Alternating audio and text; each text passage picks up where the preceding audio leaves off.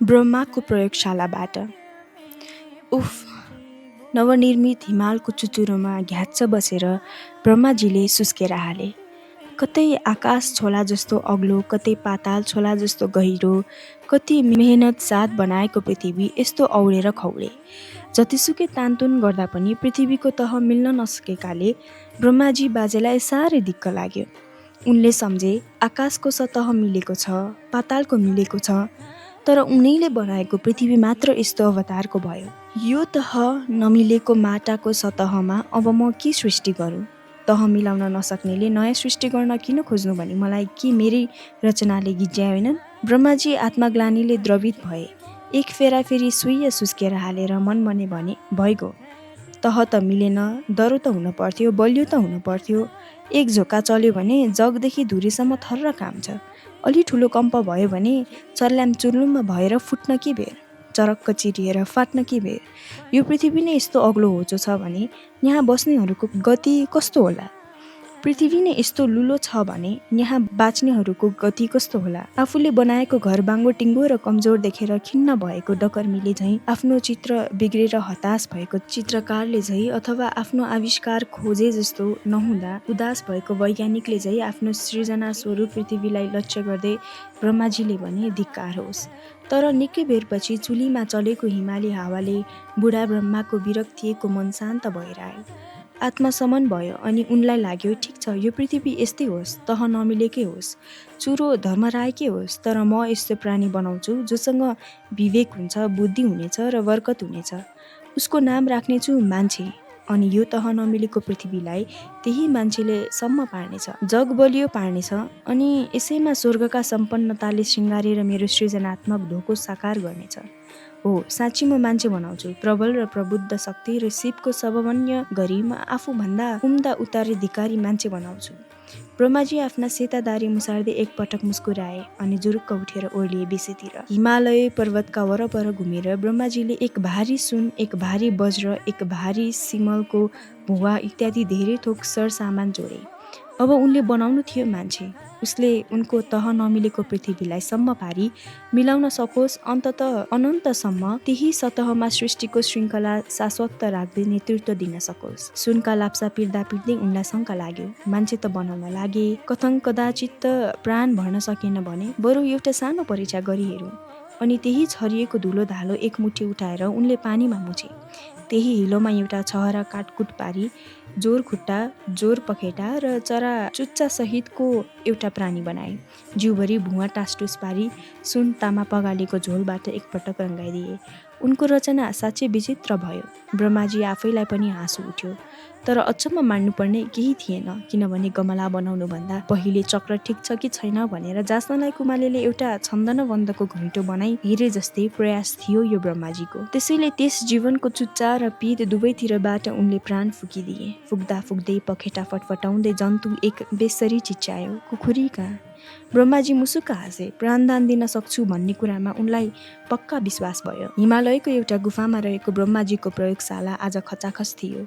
एकातिर वज्र छाटेर बनाएका हात खुट्टा, टाउको ढाड, करङ इत्यादि सामानहरू एक अर्कोमा जोड्न हुने गरी बडा कलापूर्ण ढङ्गले काटेर थुप्र्याएका थिए। एकातिर सुन पगाल्ने काम हुँदै थियो। एक्ला ब्रह्माजी कता हेरुन् कता नहेरुन् सबभन्दा चम्किलो मणि छानेर आँखाको बान्की मिलाउँदै थिए उनी। सब सामान ठिक भयो। एकछिनपछि उनले जड्ने काम पनि थाले। आफ्नै जस्तो चारैतिर चारमुख जोडेपछि उनलाई लाग्यो, यत्रो तह नमिलेको पृथ्वीलाई तह मिलाउनु पर्ने हुनाले हातगोडा पनि चारवटै किन नराखिदिउँ? कहिले नखाइने गरी बनेका वज्र पिञ्जरामा सुनको मसल, मणिका आँखा, पाराको गिदी र सिमलको भुवाको मुलायम दिल जडिसकेपछि उनले सोचे, मेरो मान्छेलाई स्वर्गतिर उड्ने पखेटा पनि चाहिन्छ। नभन्दै मान्छे उनले चिताए जस्तै रूपमा बन्यो। खुसीले गदगद हुँदै प्रत्येक अङ्ग प्रत्यङ्ग छामेर ब्रह्माले जाँचे सबै तन्दरुस्त। अहिले नै पखेटा फटफटाएर उड्ला जस्तो, अहिले नै गोडा सरसराएर हिँड्ला जस्तो, अनि अहिले नै जिब्रो फटकारेर बोल्ला जस्तो। कस्तो कालीगढी उनको ब्रह्माजीले आफैलाई एकचोटि धन्यवाद दिए। एकछिनपछि नवनिर्मित मान्छेले प्रतिमालाई गुफाको दैलामा ठड्याएर अङ्ग अङ्गबाट उनले प्राण भरे। अब मान्छे पुरा भयो, ब्रह्माको धोको पुरा भयो।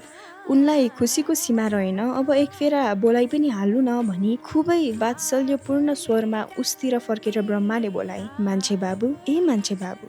तर मान्छे बोलेन। स्वर अझ ठुलो पार्दै उनी फेरि चिच्याए, ओ मान्छे, तै पनि ऊ बोलेन।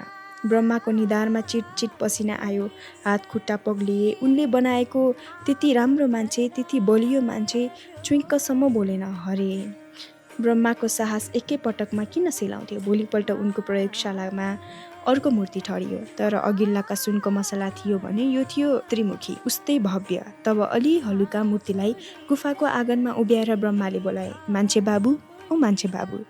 फेरि उसका तिनै मुखबाट कुनै आवाज निस्केन। दोस्रो प्रयोग पनि विफल हुँदा ब्रह्मा साह्रै हतासिए। आफ्नो प्रयोगशालामै आगो लगाएर जाउँ तपस्या गर्न भन्ने झोक पनि उनलाई उठ्यो। घ्याच्च बसेर सुइया सुस्केर हालेपछि उनलाई लाग्यो, अब एक पटक इस्पातको पिँजरामा तामाको मसला राखेर प्रयोग गरी हेरौँ त। अबको पालीमा पखेटा समेत पनि नजर्ने, मुख पनि अघिल्तिर र पछिल्तिर दुईटा मात्रै राखिदिने उनको ठहर भयो। सोही बमोजिम भोलिपल्ट तेस्रो प्रयोग स्वरूप तामाको मान्छे ब्रह्माको अगाडि उभियो। उसै गरी ब्रह्माजीले प्राण भर्दै बोलाए, मान्छे बाबु, ए मान्छे बाबु। मान्छे अहिले पनि बोलेन। तैरिन बुढी बाख्री किन? यही कुखुराको सुलीको बनाइ हेर्छु। अनि ब्रह्माले रन्कदै कुखुराको सुली थुपारे। सुनचाँदी गलेको गालेको अगेनाबाट अलिकति खरानी झिकेर त्यसैमा मुछे अनि मामुली काठको एउटा औडे खौडे अस्थि पन्जर ठिकठाक पारेर त्यही मिस्कट हिलो थोपार थापर अर्को मूर्ति ठडाए। एकाएक लल्याक लुलुक हुने हातखुट्टा, एकापट्टि मात्रै मुख अङभरि झुस, टाउकोमा जगल्टा मुख र आँखाको माझमा बडो चुच्चिएको नाक, साँच्चै मूर्ति अकबरी खालको भयो। छ्या, कस्तो बिरूप मूर्ति! यस्तो पनि मान्छे होला? एकातिरबाट सास भर्दै गयो, अर्कातिरबाट फुसु फुस्कला जस्तो। कस्ता कस्ता बोलेनन् अब यो झ्याउ बोल्ला त? ब्रह्माजीलाई आफ्नै चौथो प्रयोगदेखि साह्रै घृणा लागे। जस्तो औडे खौडे पृथ्वी उस्तै औडे खौडे मान्छे। मिल्न त मिल्छ नि, धन्य ब्रह्मा बुढा। तेरो दारी पनि अब सिनित्त खौरेर यही मान्छेलाई बकस दिए भयो। उनी आफैलाई खिच्याउन थाले। कथङ्क कदाचित त यो विकृति मूर्ति बोली हाल्यो भने अर्को एउटा जोडा पनि बनाइदिन्छु र प्रजन्नको शक्ति दुवैलाई आधा आधा पारेर बाँडे, अनि झन् रमाइलो हुन्छ। मान्छे छुसी सिङ्गो हुँदा हुँदै पनि आधा हुन्छ। त्यसो भए आफूलाई फेरि मान्छे बनाइरहने झमेला पनि पर्ने भएन। इत्यादि सोच्दै ब्रह्माले यो कार्टुन मूर्तिमा प्राण भरे।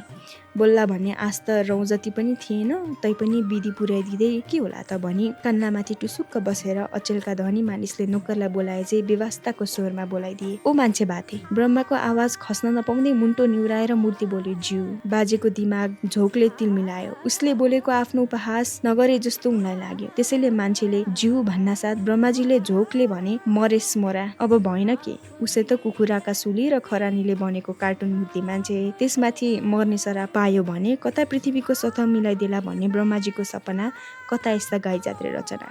मगज सड्केको बुढाझै ब्रह्माजी खितितिति हाँस्दै बेपत्ता भए। उनको उपहासात्मक प्रयोग मान्छे एकपछि अर्को गर्दै यही औडे खौडे पृथ्वीमा जन्मन्छ मर्छ। नपत्याए कनाइ हेर्नुहोस्, प्रत्येक व्यक्तिको आङबाट एक प्रकारको छारो उड्दछ, जसमा कुखुराको सुली र खरानीको मिस्कट हुन्छ।